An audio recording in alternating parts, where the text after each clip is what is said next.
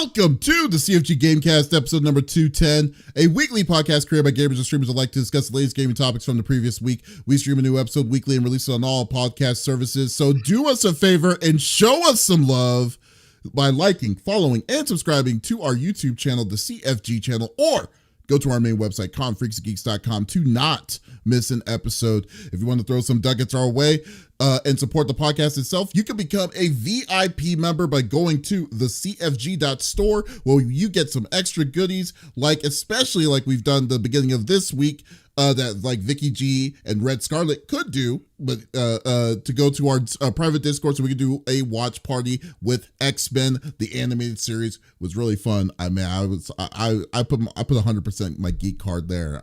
Jesus. But anyways, I know y'all don't want to talk about that. I am your host, Mr. CFG Games, aka Davis Green, and with me today I got my two awesome co-hosts. I got Lex in the second seat. And what is going on, my cyborg? Like Snake Eye said, it's crazy outside. That was not fun to drive through.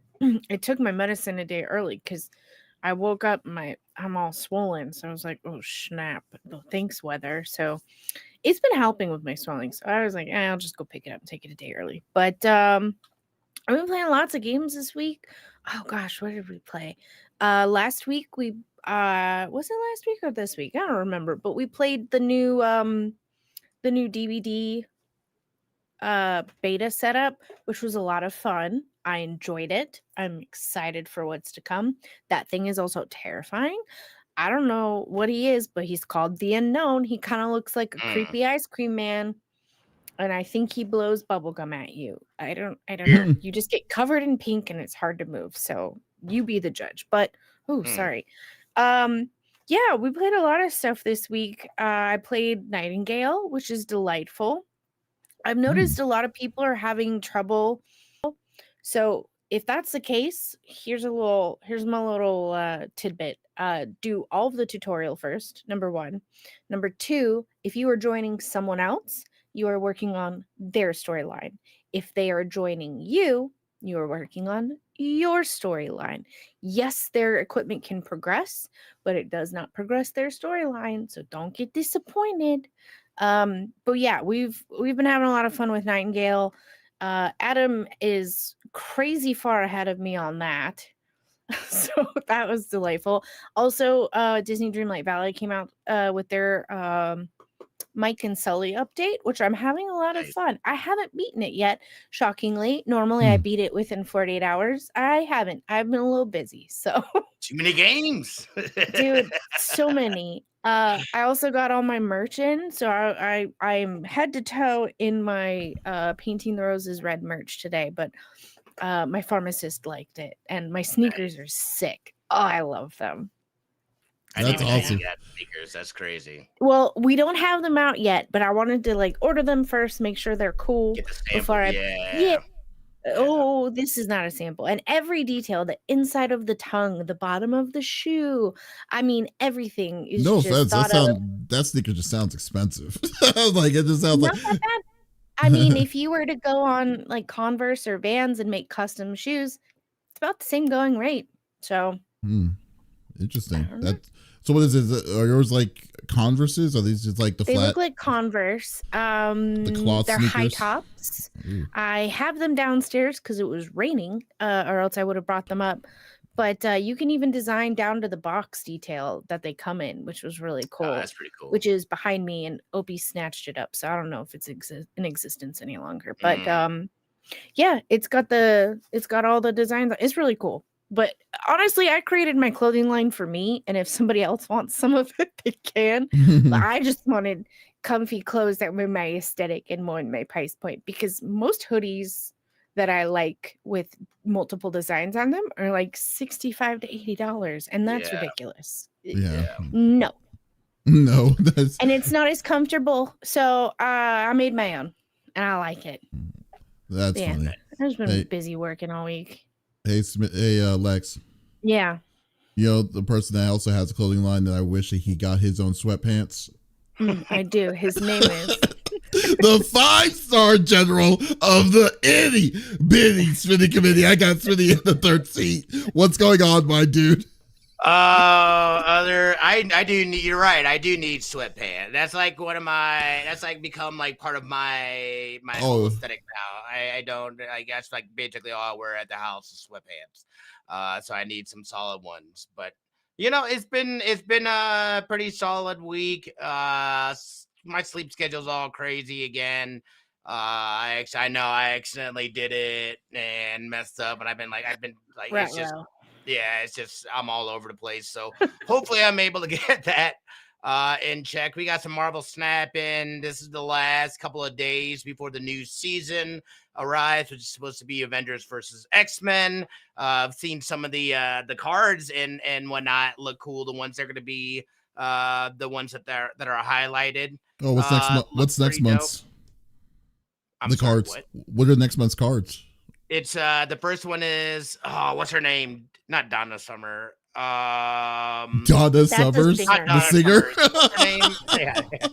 She left the cake out in the rain. What's their daughter's name?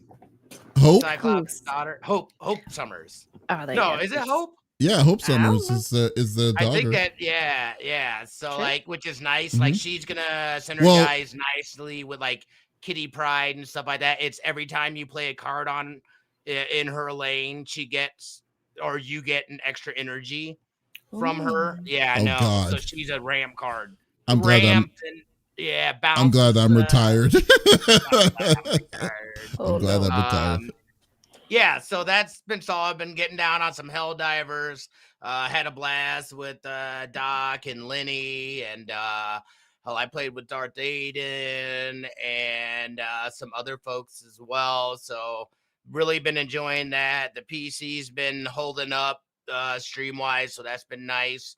Not having to worry about that stuff, and it seems like other than the things that I haven't rebuilt that I lost, everything seems to be working a-okay. So that's something that feels good. Yeah, but we'll probably still look at upgrading the graphics card and all that. But yeah, other than that though, it's been that's really gaming wise what I've played, and I haven't done a ton of gaming this week. I had work. I had multiple podcasts I was recording and stuff like that this week. So it was kind of a busier week. But yeah, overall, pretty solid, my friend. That's good. Yeah. What about you? How was your week, Mike? Oh, it was actually pretty good for the most part. Like as always, still now week 3 of not streaming, which makes me annoyed. But like, are you even a streamer, bro? I know, right? Yeah. I'm like the worst streamer. It's like, hey, How dare you? it's like, hey, stop by tomorrow. My last stream I did was basically, hey, I'm gonna follow back up and continue my stream for tomorrow. That was 3 weeks ago, and I still cannot. I just have not been. Like I've been trying to take care of other stuff this whole time, so I need to play. So I need to get back on it again. I don't even know what to stream at this point right now, too, because like I'm I'm currently playing Final Fantasy VII Rebirth right now. I'm not streaming it because everyone. I do not want any spoilers, like spoilers, immediate spoilers for everybody. And not only that, dude, but that's a game that that's one's like I'm consuming that for me, and trying to stream and do it is too much of splitting attention. Like I want to be able to put my full attention into playing that game when I'm playing it. I totally agree. Yeah, and you know what I love too? That's what the reason why I have 2 PS5s is because there are some games that I want to play on my television in the living room, and then there's the games that I don't mind just sitting down and streaming in front of a computer, like being on the computer desk and then just have at it, What's up, Lex? I have a question. What? Did you know? I don't know if you knew this, but you can pick up your PlayStation and you can move it. I'm not gonna move, dude. Like my system, my Too much. my system is like the whole thing is like when you move your stuff like that and you're going to be switching it back and forth is the cabling, and I just don't want to deal with it. Like so at the time I had the money to. The time I had the money to do it, and I was like, okay, let's do it. I mean, that's the same thing you were like too, Smitty, because it's not just me that's PS5s. You can unplug it. I'm calling y'all into it because you have the same track of mind. Yeah, it's me too. Did you not notice that, Lex? Yeah. One's in the No. bedroom and one, like, you can almost see it. It's Yeah. like right here, right next to the Oculus or the Quest. Goodness. You know, and mine is color coded. I have the one in the living room for me is the white is the default white, and then I have a red controller. But then the one in the game, the one in my office, the one that's next to me right now, is the Grimace, and it's all purple.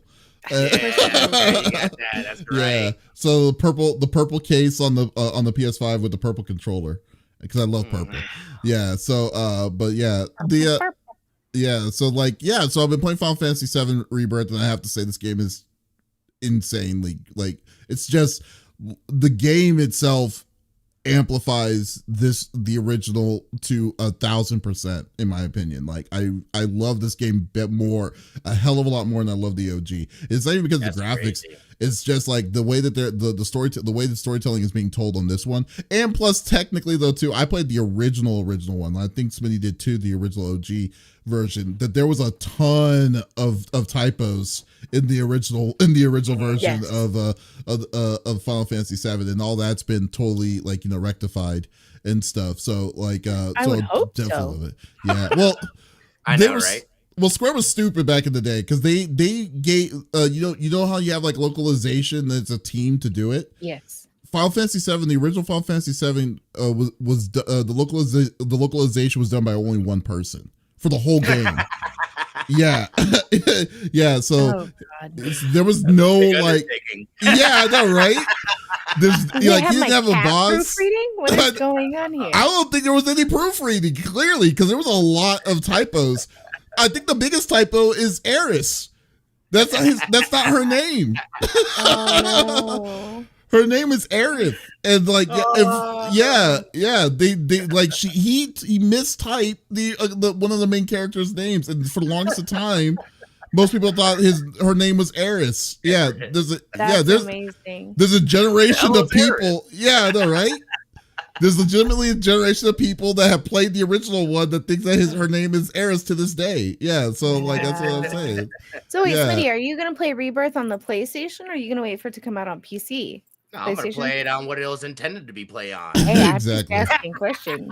Yep, exactly. No.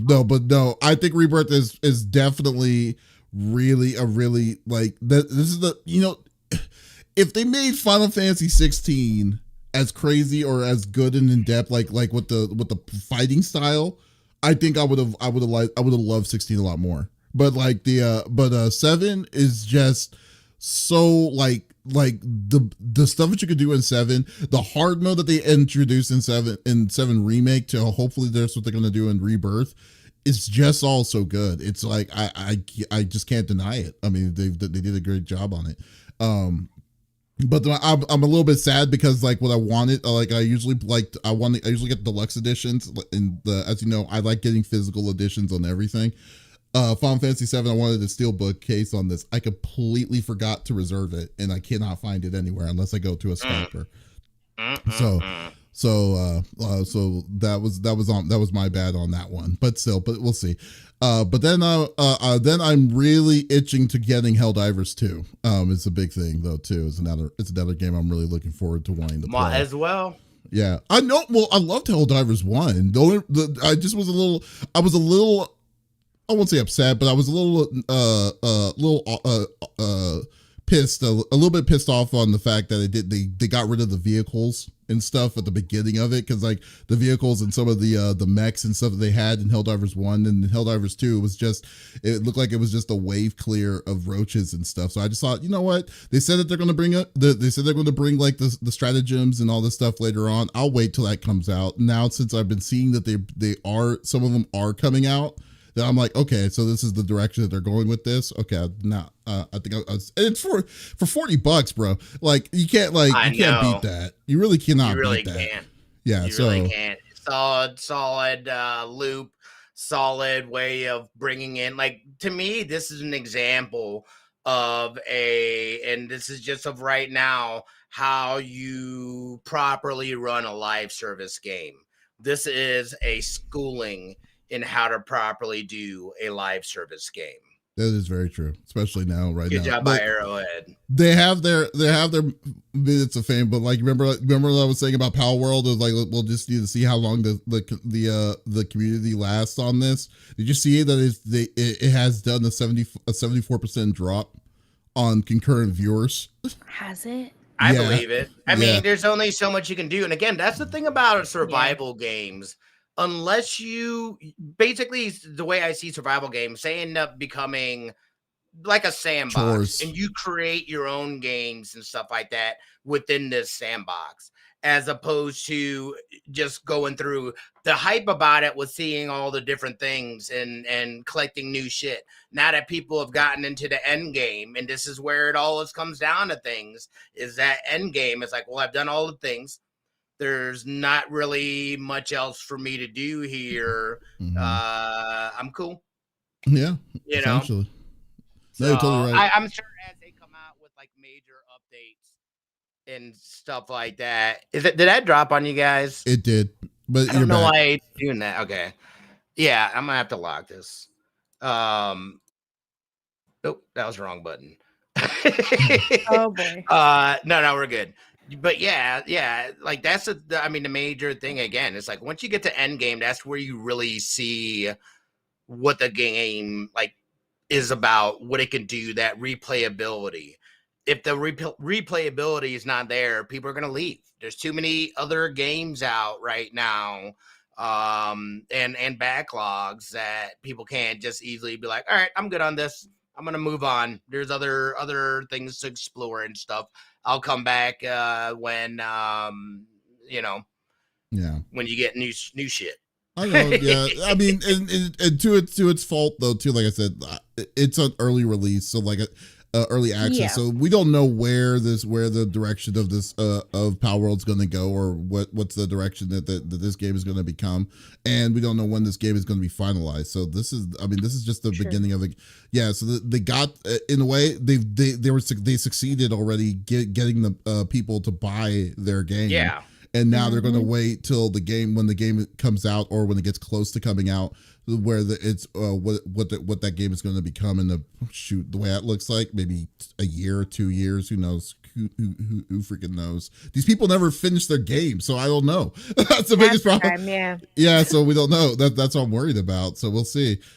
But I know y'all don't want to talk about it, don't want to get into it with games as a service again 2 weeks in a row with us. So let's go through the normal rigmarole that we like to do each and every week. So each of us chooses a topic of discussion in the world of video games from the previous week. The topic would or could be a game itself or something that happened in the gaming industry. And we don't want to talk about it amongst ourselves. We want you, the listeners and viewers on Twitch, YouTube, and on Kick, to be a part of the conversation. So if there's something that you're wanting to chime in about, whatever we talk about today, by all means, just type it inside the chat. We would love to discuss it with you as always. So let's get this started with Lex. I was about to call you Liz. I'm sorry. No. Hey, I said Lex though, so I did. You did. So there you go. So what are you bringing to the table? So interesting. Okay. Ori and the Blind Forest and Ori and the Will of the Wisps is on my, when nothing is out and I have nothing to play, I'm going back and playing those games. Those have been on my list for a hot minute. I knew who Moon Studios was, but now they're kind of going in a different direction. They're saying no more Ori, at least for right now. That doesn't mean we won't eventually get a third game in the future. But they just came out and did a cover reveal for their new game called No Rest for the Wicked. So it's going to be a dark fantasy action RPG, but combines a variety of genres. So they're going to do an ARPG like Diablo to difficulty, and then combat similar to Dark Souls, but town building similar to Animal Crossing. Which what? I found, Yeah, it looks No Rest for the Wicked looks really good. It looks Ooh. really good. I'd gotten a couple of sneak peeks here and there of what like gameplay is gonna look like. But the cover reveal and the art just looks absolutely fantastic. If you didn't know, the co-founder is Thomas Mahler, who used to work for Blizzard. But he and the CEO, I'm gonna butcher this poor man's name, so I'm not gonna say it. Corral, I'll say the last name. Mhm. They invited Game Informer and they got to go to Vienna and Austria and get like exclusive details. So unfortunately, we don't get to see that or Mhm. hear about it until a new issue comes out for them. It looks like they're going to be doing issue 364, which is Game Informer's, I assume like their magazine essentially, but they're going to go into very deep detail as far as that. But the game looks fantastic. The cover art looks great. What we've been told as far as like the story kind of gives me like not just Brothers Grimm, but like Brothers Grimm meets almost like a fairy court kind of situation. I don't know, but it looks so cool. I'm really excited. I like a lot of the variety of genres that they're adding into it. It's not just an RPG. It's going to combine a lot of forces, and I'm really excited because with games like this, the replayability kind of goes down if there's not a lot to do and come back to. But it seems like they're really digging deep and coming forward with, hey, here's reasons why, and I'm really excited about it, but I was curious what you guys thought. Well, like from when I first saw this, I mean, I think they announced this on one of the Xbox announcements, like live streams, and when they saw like a small tidbit of it, I was like, oh, this is the same people that did Ori, and Yes, I was like, oh, this is going to be a very interesting game. I was already interested in this game as it is.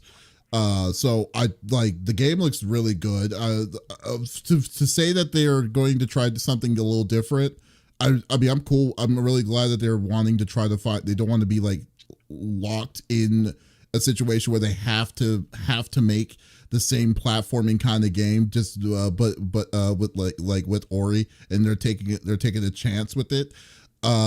yeah, So they're proof. I mean, so like to say that that they're going to make something completely different and something out of their scopes for the first time. Awesome. That's great. And I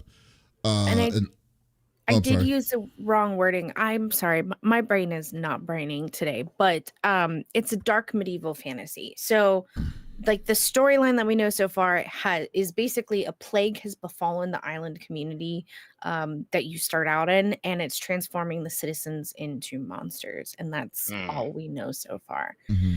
But just wanted to throw that out there just in case. Oh, okay. You know, it's funny. I was just thinking about this though, because this reminds me of like the way it looks like. It kind of reminds me of Baldur's Gate, and I just realized though too, if the Baldur's Gate is what Tim was talking about, that's the one you need to get earlier, because you remember he was asking if I should pick up a D&D. They're like, yeah. Oh, I was looking at Dark Alliance, but Baldur's Gate, no, definitely. But yeah, this reminds me of more of a one player version of it, and I would love to see how this is going to go. How this is going to go. Smitty, what this do you is think? a single player game. From what we know so far, yes. Interesting. Yeah. Could that And you change said there's in that building and stuff too? Yes. So they're saying that it's an action RPG, but it combines influences from a variety of genres, from ARPGs like Diablo to the difficulty and thoughtful combat of Dark Souls to the town building of Animal Crossing and more. So good. Dark Souls. That's okay. At first I was kind of like, but I kind of liked the combat of Dark Souls, and that was the only thing I liked. So yeah, I can. Yeah, I wonder. Yeah, that's interesting because I don't think it's gonna play like Dark Souls with their combat, because the camera angle would like make it impossible for you to do that. Yes.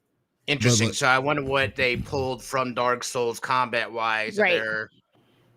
saying is akin to Dark Souls, because that's a really bold statement to make. Yes. Because I feel like those games have a very niche fan base.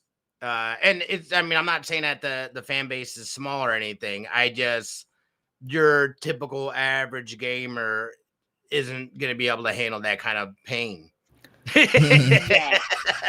You don't want to be a part of the Get Good community? What are you talking about? No, dude. I don't look, dude, no. Yeah. I don't got time to dedicate to get that good, dude. I get it. Here's where I have a thought, and I think maybe they're thinking it too, because with Dark Souls, it's a lot of punishment, and you kind of can't really, if I remember correctly, correct me if I'm wrong, can't really like halfway through a battle be like, I'm going to change the difficulty to easy. You know what I mean? Yeah. Whereas this feels like, hey, maybe you picked the wrong humble mode. Well, you can change it. That's okay. We understand, because they are taking a lot of different influences. And so my thought is, okay, if we're going to have Punishment Central, give me the option to after I get humbled once or twice, to back it up and decide that I want it to be just a little easier. You know what I mean? Well, I mean, I don't know. I mean, like, it looks like, this is not, you would not, if I didn't know who the studio was, if I didn't know who Moon Studio was, right, I would have been like, wow, I'm sorry, this is the people that did Ori. No, like, the style of it looks really good, and we'll see how it is. I mean, this game is going to be free $99 if you have an Xbox Game Pass. So, like, there's no risk at all. Right, no risk, no reward. I love Day Knight's choice statements like Smitty, Dark Souls, Wolong, just no. No, I am gonna finish Wolong though at some point in time, for sure. Yeah, unless I gotta figure out how to beat Lu Bu. You're still stuck on that? Yeah, dude. I did not get. Yeah, that was the last time that I played it. Was at that point. Wow. But sometimes I got to step away from games and then come back with a fresh perspective. I feel you. And that's a we'll find it. We'll get it. I will finish it, Day. What haven't I finished that I said I was gonna finish? I can think of one game, and that was the Halo series, which I still need to get back on. Correct. Gears of War. But other than that, everything else I said, I don't have access to 2 or 3. I'm not here for excuses, Smitty, okay? You asked me a question, I gave you an answer. I think that's pretty simple as that. I can dig for my Xbox 360. I was going to say, dude, look, if I can finish Metal Gear Solid 5, I can finish any game. Yeah. Ask me how Death Stranding is going. Yeah. How far in Death Stranding did you go before I you wasn't even that say far into Death Stranding, dude. When I go back to Death Stranding to play it and beat it, I will start over most likely. Yeah, that sounds fair. I've been so far removed and I wasn't that deep. It would make more sense for me to just restart than pick up and be like, what the hell's going on? Who's this person? Big Tim says inside the chat, I could see myself playing that. Hopefully they release it where I can play it on remote play too, which if it's going to be on Xbox Game Pass, I'm pretty sure you should be able to do that. Yeah. Don't take my word. Moon Studios is pretty thorough from everything that I've seen, especially with what they did with Ori and the accessibility things, because I'm always about accessibility. Because Ori looks fantastic. However, I'm purple blue colorblind, so I can't see a lot of the things. And as far as accessibility goes, they really seem to kind of think of everything outside in the box and outside of it, and I'm looking at gameplay. Obviously, there is a blue hue. I can tell that, but there's enough gray dynamic with the lighting and the camera shifts that I'm able to see things. Yeah. But yeah, I feel like this studio has really, they haven't let us down yet, and I'm really excited that they're kind of veering off the cutesy Ori path, but giving us something a little meatier. I don't know. Everything I've seen looks good so far. I've always got a great appreciation for a studio that's been able to make successful games and then pivot to something completely different Right. than what they're known for. I think that Mhm. will really show too the strength and versatility and all that stuff of the studio as a whole. So Yeah. my hat's off to them for taking a stab at something, and it looks fantastic. Yeah. The premise of it sounds dope. So I Yeah. don't see any reason anybody should be like, oh, I don't know. You know what I mean? Like, it seems like it's pretty solid. Yeah. So yeah, Yeah. definitely. Was there a date on when this game is going to be coming out? We're planned release date April 18th. Really?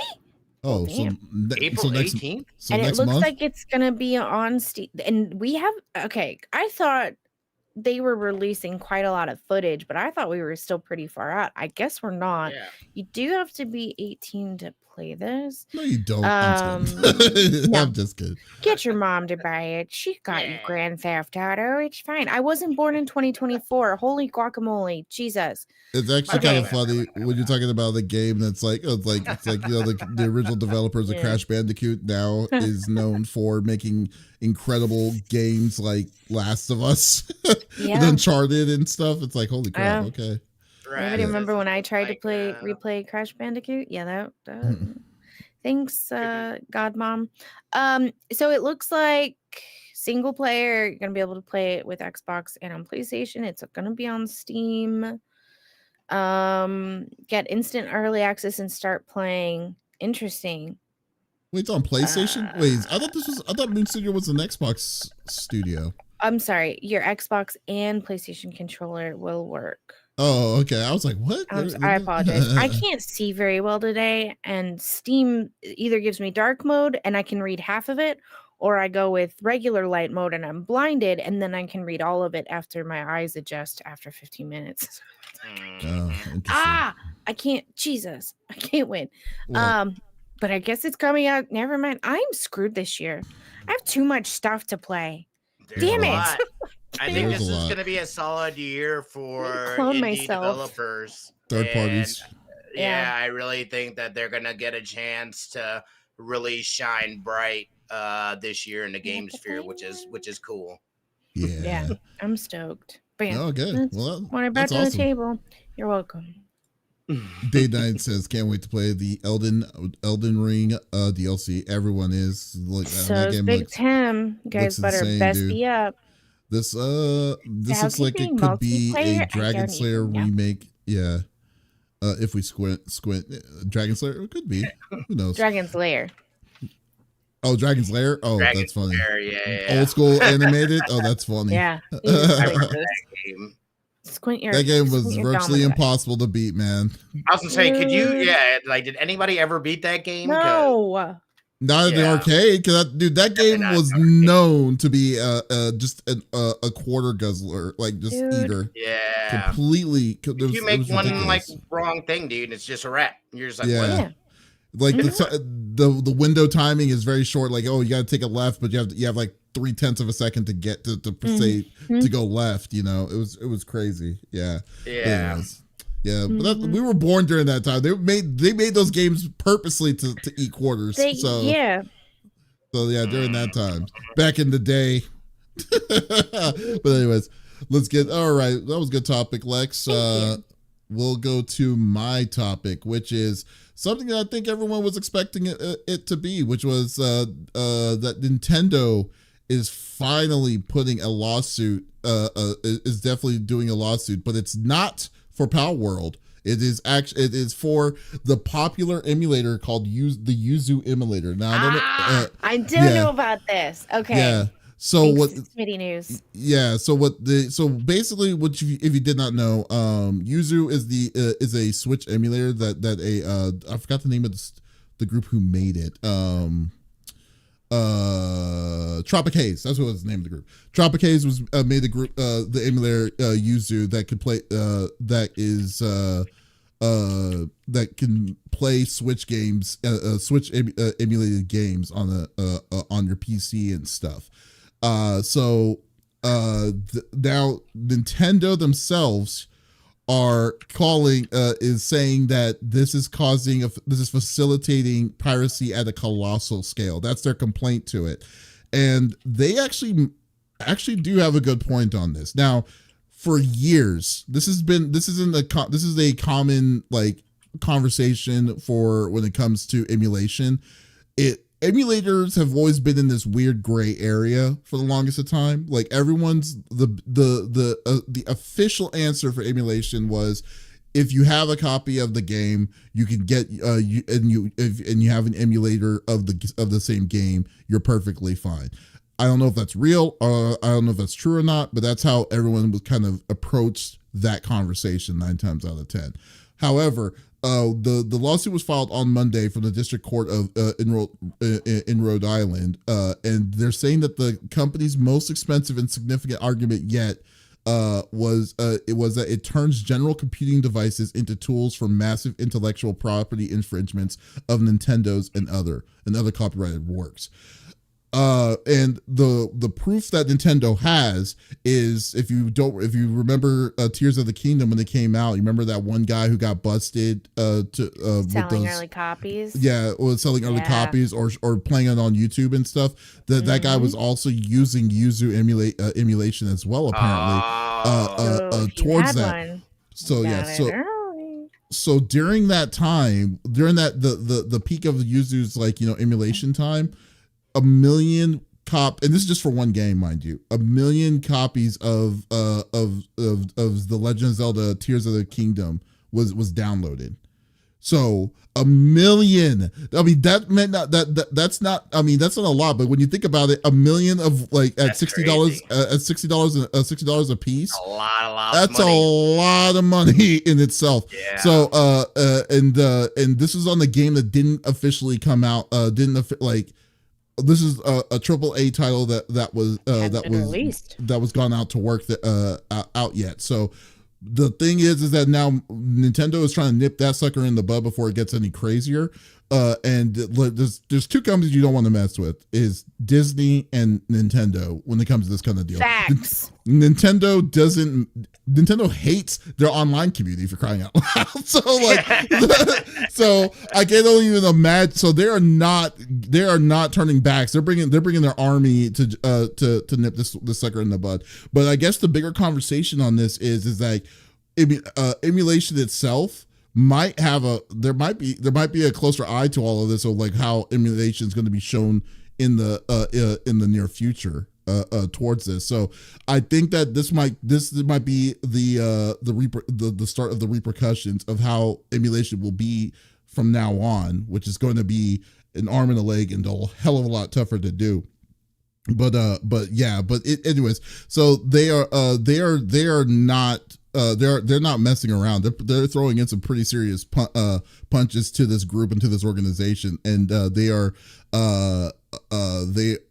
so far, I don't know if what Yuzu themselves has said back, but I just wanted to kind of get what y'all's thoughts are, if this is justified for them to do it, and what your expectations are. I mean, I don't do emulation anymore because I don't think there's a reason for me to do it yet anymore. But I used to. I'm not gonna lie, I used to back when I was younger. But do you think this is something that that Nintendo has a leg to stand on, or what's y'all's thoughts? Yes. So they aren't mad necessarily at the fact that a third-party company has created an emulator. What they're mad about is that they were essentially stealing and releasing content, whether it be known intellectually or not, through their third-party devices that A, hadn't been released yet, B, was a AAA title, and C, that's their stolen property. So if I'm not mistaken, monopoly laws kind of come into play here because they don't want to create an emulator, Nintendo, correct? So a third party can create an emulator that uses that software essentially to then put it elsewhere, right? So no, not at all. What do you mean?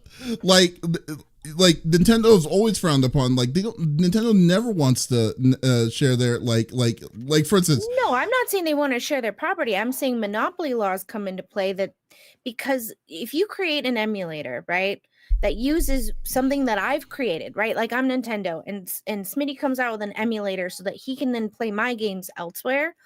Monopoly laws come into play. They're not stealing my intellectual property. They're making a device that then can put it elsewhere. That's like a hack, though, essentially. Like, yes, but again, like it's weird because there are gray areas, and because Nintendo themselves doesn't want to create an emulator, a third party can come in and do so. But now that they've essentially stolen intellectual property by using the game, now they can sue them. So, don't have to worry about them anymore.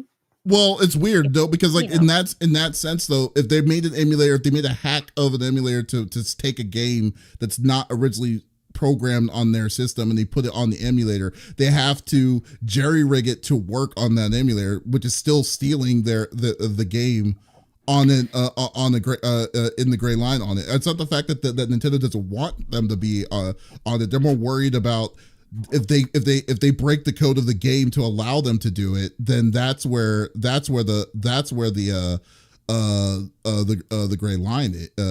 I understand what you're saying. I don't know if you know. I guess I'm not understanding what you're saying. Yeah. Right, because if I own a Nintendo product, I have the game and I have an emulator, right? Mm-hmm. But I already own the game.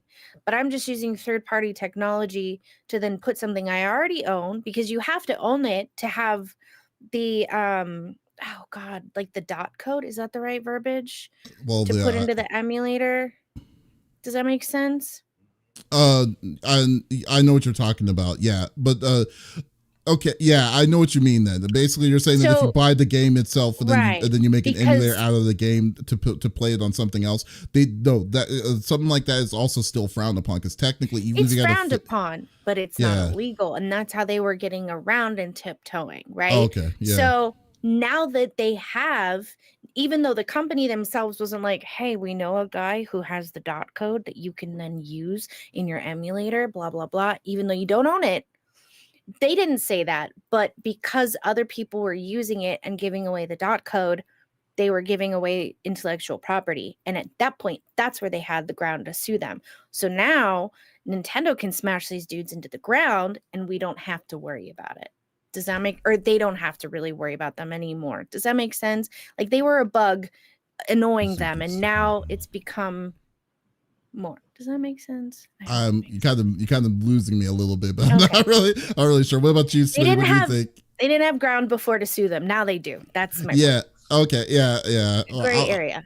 And I'm just trying to, because I'm not a lawyer. I don't understand like how like a lot of those laws and stuff like that.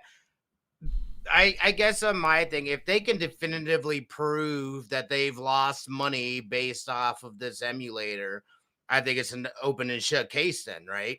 Yeah. I don't think they would even pursue this if they didn't have the evidence to be able to prove that. They've been in enough lawsuits and things like that. I think that, they're pretty confident going in that they'll be able to prove this, not only shutting down Yuzu, whatever it's called, but then also seeking monetary damages based off of lost revenue. They are going to, and when they come for you, they don't just do it like, hey, here's a slap in the wrist. They're looking to put you in the ground, so you can never come out. You can never come back and recover from what you've done and how you've wronged Nintendo.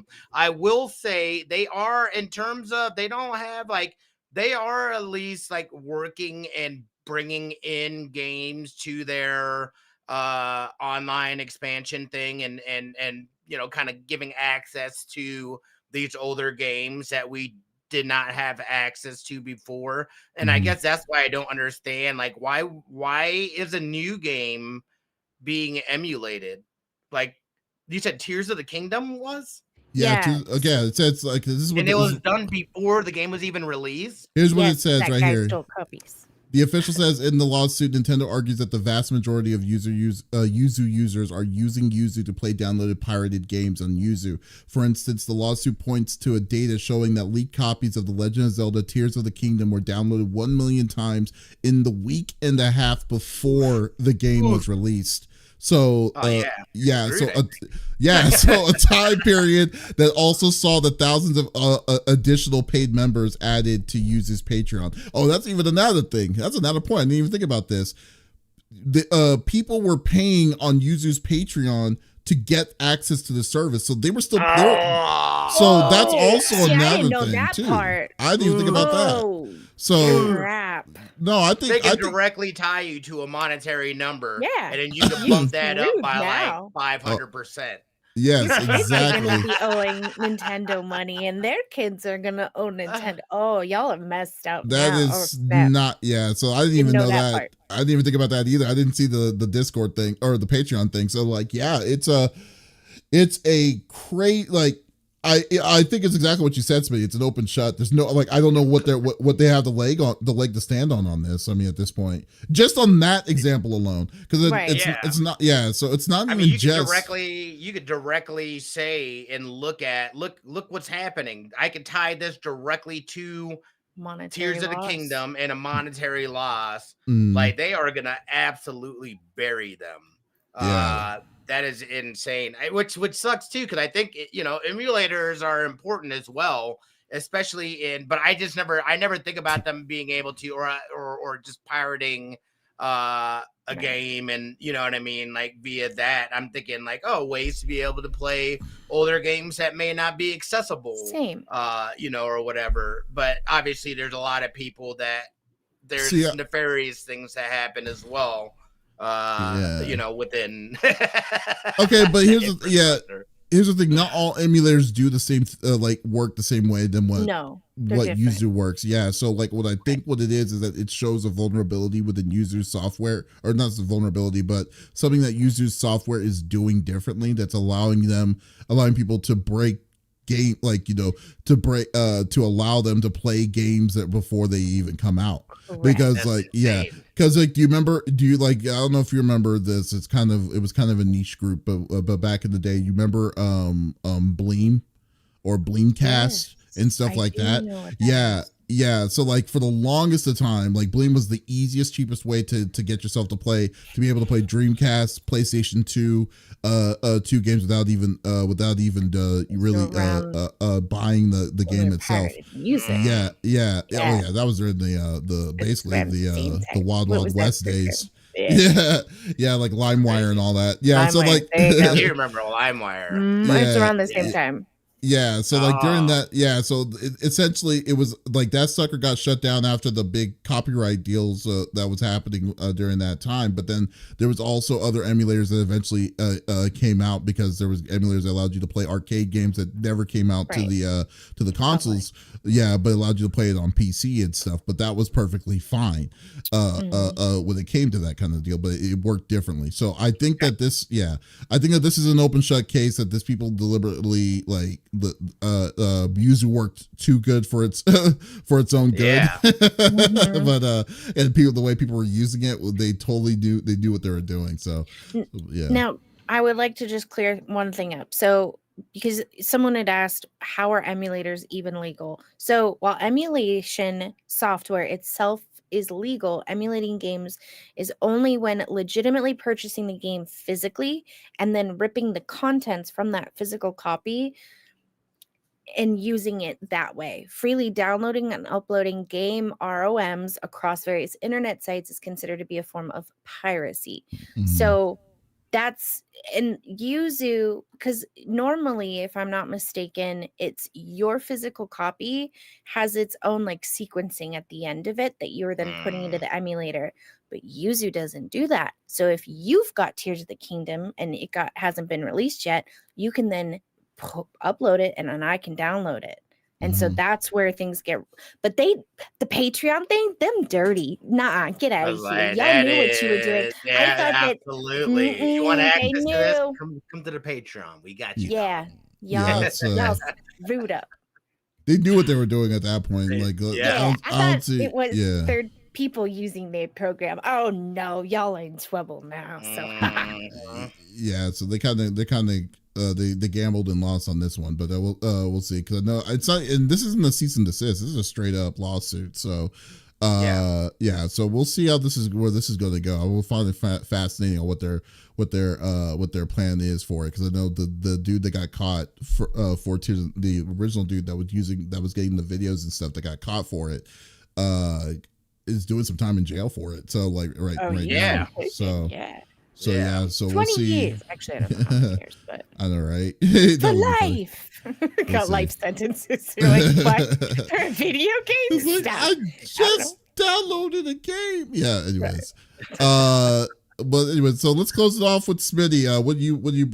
What topic are you bringing to the table there, Smitty? Oh, I'm always staying up on what's going on with the Embracer Group.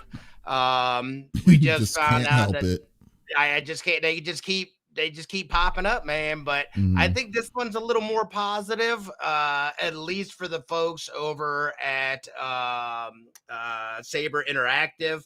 They are being sold, or have been sold, for $500 million to a private investor group. If you guys remember, Aspire had gotten picked up not too long ago by them. They were working on the Knights of the Old Republic remake, and then basically Saber Interactive took over that. Saber Interactive, by the way, are the same folks that also made Evil Dead and a bunch of other games and that Jurassic Park survival game is also Saber Interactive. Oh. So what's nice is that, and we've been seeing the complete meltdown that is the Embracer Group after the Savvy Games deal basically went away. They've cut a ton over at either they've cut studios, they've cut games, they've done a ton of stuff. So what's huge about this is that Saber Interactive is going to be able to continue working on the games that they're working on now, being outside of that, the Embracer Group. I think it's going to be huge for them as a studio. They don't have to worry about stuff. I don't know. I don't think there's really any details on the private investors or whoever, purchased that. It's just, other than that, there was a private investment group that did that. But I think this is going to give them a lot more freedom. And I also think that they're not going to be the only ones that end up leaving as well. I know that I had read, according to the article, that there were the publication writes, one of its sources says the $500 million deal comes with the option for Saber Interactive to bring with it multiple Embracer subsidiaries as well. So I think there's going to be other things within this deal. I'm looking at like Gearbox. Why? If I'm Gearbox, I'm trying to get the hell out of there. Borderlands, successful. They're plenty fine. They don't need that stress and whatnot being under the umbrella of the Embracer Group. So this will, I guess, benefit both parties. They're able to offload more, make their books look better, get some things in, as opposed to doing all right, we got to wait for this game to come out and then see what the sales are like. Hopefully they're good, yada, yada, yada. So I think this move here is going to be huge for some of those bigger studios that are over under Embracer Group that are just basically getting gutted.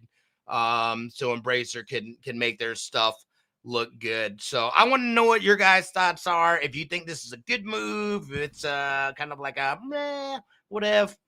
Well, it just makes me upset with Embracer. I mean, it's not Saber's fault for the shortcomings that's been happening with them. It's just Embracer just ran them down, man. Like, it's just like they don't know. They didn't the direction that they were trying to do for this game for the Knights of the Old Republic. When it was announced about, I want to say 2 years ago now, was announced 2 years ago. Yeah, like we were all excited. Yeah, they didn't have, they just didn't seem like they knew what they were getting themselves into. And still to this day, I don't even think that game is coming out. That game is not something like Like if it is, it's probably not going to be owned by Saber Interactive, done by Saber, because it's still is that a game that I don't know how it works. Like since Saber's the one that was making it, and now they're owned by a different company, do they still own the rights to make it, or is that Embracer Group that does it? Because that's contract stuff that we probably won't ever. So know I'll have no idea. So this basically pretty much solidifies. I think it solidifies the fact that Saber isn't doing Knights anymore. Like or they're not gonna be a part of it. But Saber is a good studio, though. I will say this: Saber is a good studio. According to this article, it says that once the deal goes through, Saber Interactive will be a privately owned company and free from Embracer, which is behind layoffs and all this other stuff. Following the transaction, the studio will continue work on its Star Wars Knights of the Old Republic remake. Boom. Yes. Okay. So cool. Apparently they've got the license. Yeah, they're the ones that have the license. Good for them. Yeah. So that's huge. Okay. So if they're going to keep the license to it, then they're still committed to making it. Still hope. Yes, there is hope. Yeah, and hopefully they'll make. Maybe the reason why they were saying no to it was because Embracer was either trying to cut corners. I don't know. We don't know yet. We'll still get the benefit of the doubt. But yeah, but as for the overall run of this, good riddance, man. Like Embracer needs to get rid of this. Need to start selling off their groups, because they clearly are not there to make games or try to make games for profits anymore, because they're just trying to do self-preservation at this point. And so, like, if they're wanting to, if they can unload, if they possibly can. I didn't even know, is Gearbox owned by Embracer Group? I thought Gearbox. I thought people. Eidos Montreal, Black Forest Game, dude. So many. Wait, I thought Gearbox was its own. I thought the studios that Gearbox had were some of the studios were bought by Embracer, but I don't think Gearbox themselves was Embracer. Yeah. No, Gearbox itself is Embracer. Oh my God, that's terrible. Yeah. So here's my thoughts.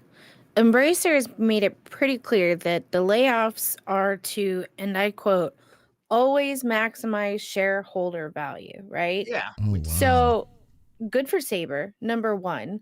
They probably wanted to continue working on this game, and Embracer was like, where can you hold up? And Saber's like, no, we did all this work. Like, maybe it's already completed and they're in like the last phases. We don't know.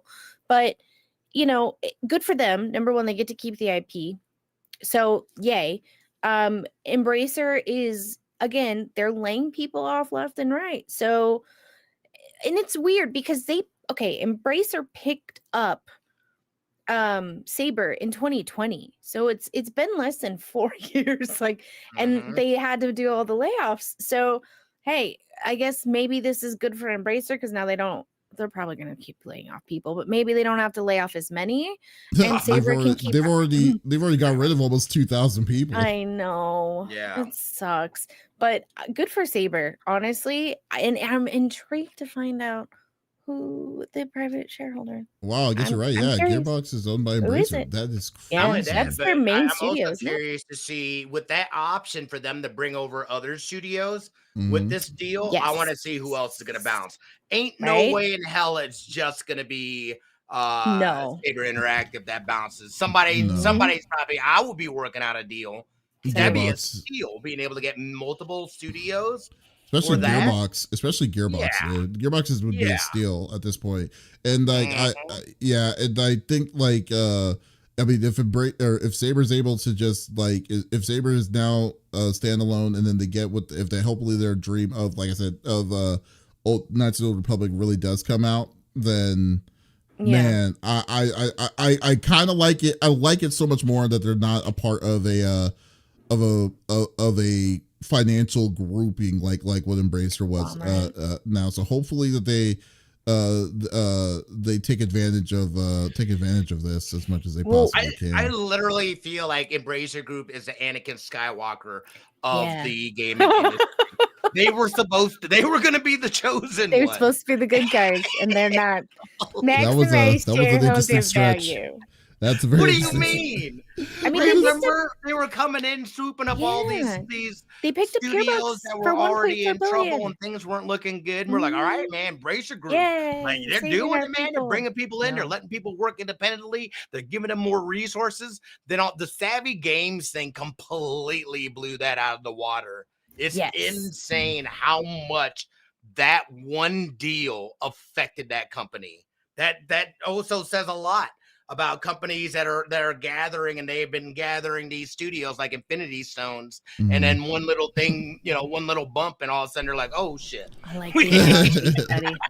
Yeah. No, like you're right. You're like analogying away today, man. I like it. And they're great analogies. You're correct. No, we talked about this when they originally started gobbling them up. We're like, oh yay, they're saving our little studios that we like because they made this game and that game and they're working on this. And now they're maximize shareholder value. Shut up. You guys are now the bad guys. We don't like you anymore. Well, it's just like, it was just the writing on the wall and the process that they were doing. Like, cause like the first thing that they introduced out of all those buyouts and stuff that they did was like Lord of the Rings Golem. Like, I mean, literal garbage that they just literally threw out there. Because, and then when you come to find out, like the turnaround time when they got the IP to do it, it literally took them a year to make that game, and what they were promising and what they were going to do it. Yeah, they clearly they didn't have the best interest in mind of making the game quality good, but rather just like the Volition Games, same with Volition Games and Saints Row. Yeah, exactly. Oh God, yeah, Saints Row. Yeah, being a shell of what it once did. And they completely shut that studio down, dude. Yeah. Once you start seeing the games that they tried to release under the Embracer umbrella towards that, like that was legitimately like, geared in under the umbrella of Embracer, not something that they were building like prior to the buyout. And when they did, then you realize that they were just shitty products. They were just like, that's when people were kind of like, uh-oh, Embracer was the bad guy. Exactly. Remember THQ Nordic was like, we were worried that, like, because I think the start of all this was that they bought one of the biggest things were THQ Nordic. And then when THQ Nordic got bought out by Embracer Group, we're like, oh wow, okay, that's kind of weird, because THQ Nordic prior to that were buying IPs of games that were like, long gone, and we were like seeing where they were going to go with that. And then and then for a little bit of time they were doing pretty good. I mean, they were releasing, like, they bought good companies like Gunfire Games and Black Syndicate Studios and stuff. But then when you saw Embracer literally gobbling up anything that wasn't a big AAA studio, and then you're like wondering, wow, what are they going to do with this? This is actually kind of wondering. Yeah, we were wondering, it's like, this is like a takeover of all these different kinds of deals. Hostile takeover. Yeah. We were like, oh, okay, well, let's see how this is going to go. At least it's another choice, and we kind of left an open mind to it. Then they started releasing the games that they were wanting to make, and you're like, oh my God, what is this terrible pieces of crap that are coming out? Yeah, So yeah, it's unfortunate. It's like it's kind of like what that saying said in The Dark Knight. Like, you live long enough until you become the bad guy. That's die a hero or live long enough to be the bad guy. Villain. Yes, that's essentially what happened to Embracer. Yeah. See, I could do analogies too. That was good. It's like Jadzia. She was really nice when she was a kitten. Now, cut up in the night. Yeah, there you go. Yeah, slice and dice. So I mean, but yeah, I guess I think this is a positive thing for some of those studios. At least there's somebody financially backing them for them to be able to get out of that situation that clearly has turned into a toxic situation. And right now, the fact that there's that little caveat of, hey, there's the option to bring some other studios under that umbrella as well. It's like, yo, dude, to me, that's a win-win for them studios. I'm curious to see which ones are like, yo, take us with you. Help us. Has like a little letter underneath the door. It's Yo, like, we we got need a your Borderlands help. we're trying to work on. Get us Uh, out. Get us Take out. me with you, please. They haven't fed us in a week. That kind of situation is most definitely because like it's oh man But yeah. it's crazy too because you got to think about it. There's the Borderlands. Oh wait, no, Movie? never mind. Yeah, there is a Borderlands movie. Yeah, it That's just right. came out. Yeah. Wait, I'm sorry. It's out. No, it's coming out. It comes out. April, right? Yeah. Or the end of March. Or April something? Fools. Just kidding. I Comes don't out know. sometime. There's so many movies I Sometime want this to year, go I think see. it's coming out. But Yeah. yeah, I know. Yeah. I was between that and Fallout. That was the other one I was thinking Mhm. of. Yeah. But yeah, with Borderlands and them coming out with the movie and stuff like that, I would think that there would be something game wise that they would try to put in tandem with the release of that, maybe to try to capitalize on this show. Or I'm not even sure. Is it a show? Is it a movie? Why is Movie. Kevin Hart in it? It's a movie. Yeah.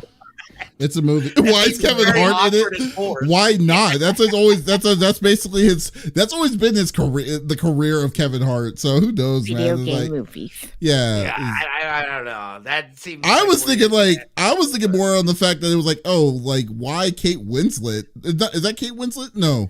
I love her. Why not her? No, That seems out of Kate Blanchett. Yeah, Kate Blanchett. I was There you like, go. that's a random. Like, I'm surprised that she's doing Random? that. Really, right? Yeah, she's Lily. I think like for She her, does a lot of voice acting too, though. So I mean, like for her to play that character is quite interesting to me. That it's like, oh wow, she said yes to this. That's There's surprising. there's some that seem. I'm not holding out a lot of hope for it. That's a Borderlands in itself is a kind of like goofy, like you know what I mean, like thing. But like, unexpected. but I feel like Hollywood has a way of cheesing it up so much that it makes it bad. That's what I'm afraid of. Yeah, I know what That you mean. they go too heavy and they don't understand the actual essence of that universe and world. They'll just pile on comedy, kind of like what Marvel does with their shit now, where they like force comedy into shit. Just like, yo, dude, this is not like this ain't even funny. Yeah. Like, why are you doing this? Please don't let it be like that. Look at it this way. I'm going in with an open mind, though. Yeah, and look at it this way. We got Dune Part 2 just came out. Then we got Ghostbusters is at the end of the month. So there you go. So you'll be fine.